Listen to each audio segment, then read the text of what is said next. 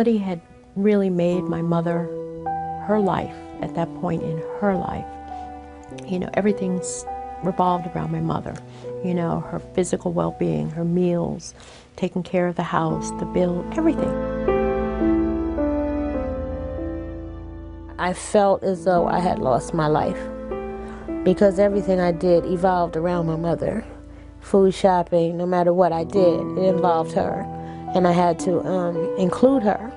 Around January of '98, I realized that I wasn't handling her passing very well, and I went into treatment for my depression, severe depression and anxiety.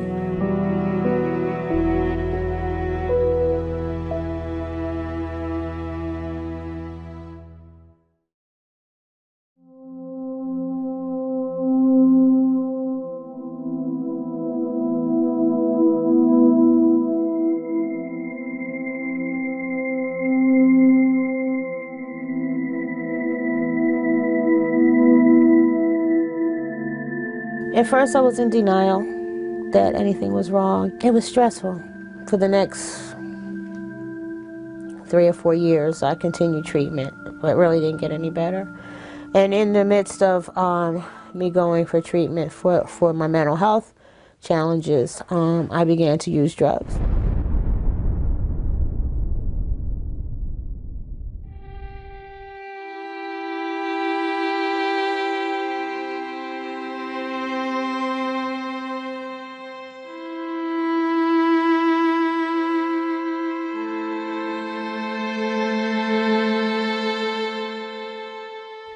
I didn't realize then that I was doing it to medicate the feelings. You know, I thought I was just doing it to have fun, not realizing that I was doing it at that particular time, that I was doing it to cope.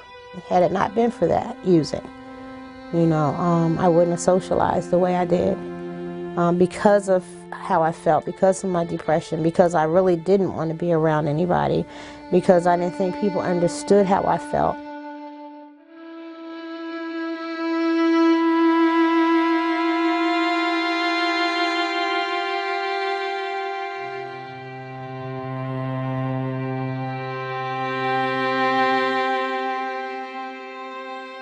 There's usually something that causes you to turn, you know, not being able to deal with feelings or emotions of some sort, whether it be depression or anxiety. You know, it's a way to cope with feelings when you don't know how to cope.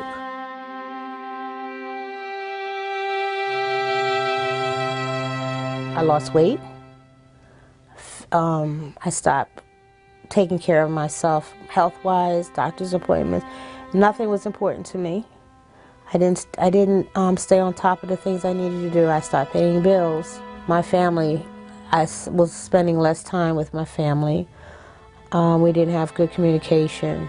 My sister and I would argue constantly. She withdrew into her own cocoon, into her own, what she felt protection. She had her friends around her. She and I have had this discussion. This is not the lifestyle you should lead because it's so damaging to you and to everyone else.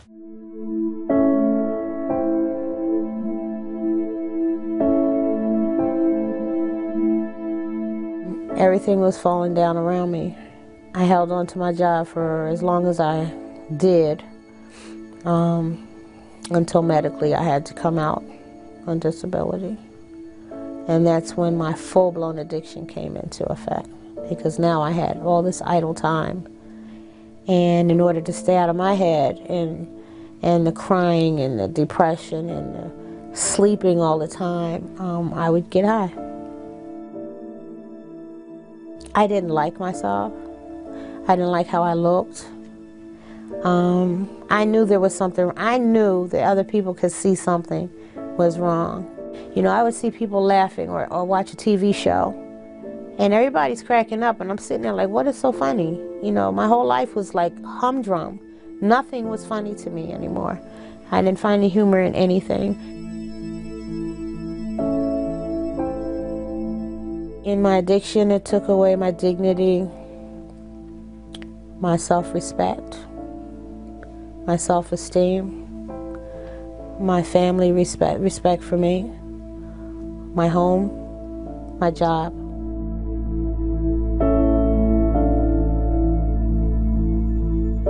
She just felt so guilty about, things that she had done, using drugs, things that she felt she had done to her family members, disappointing family. Just a lot of guilt and shame that she was carrying with her.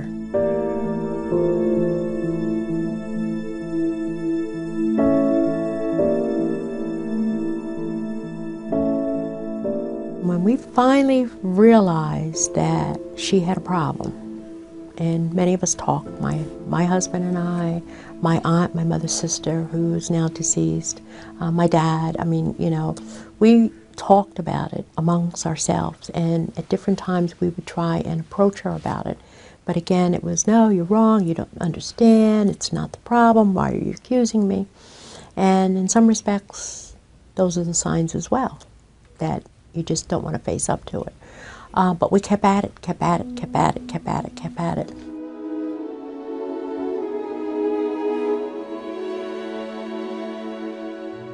When my mom first passed, I used to cry out, why did she have to leave me now?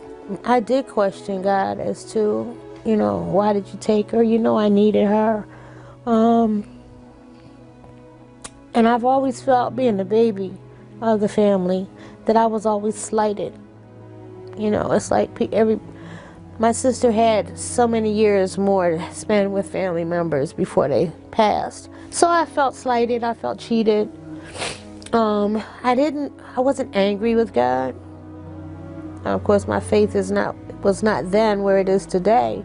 I wasn't angry with God, but I did wonder why. It's a blessing that she went suddenly in her sleep, because she didn't suffer.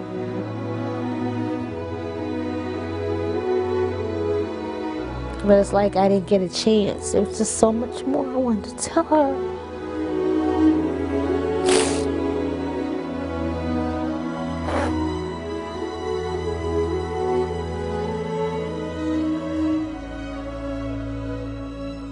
I just got so tired of living that kind of life.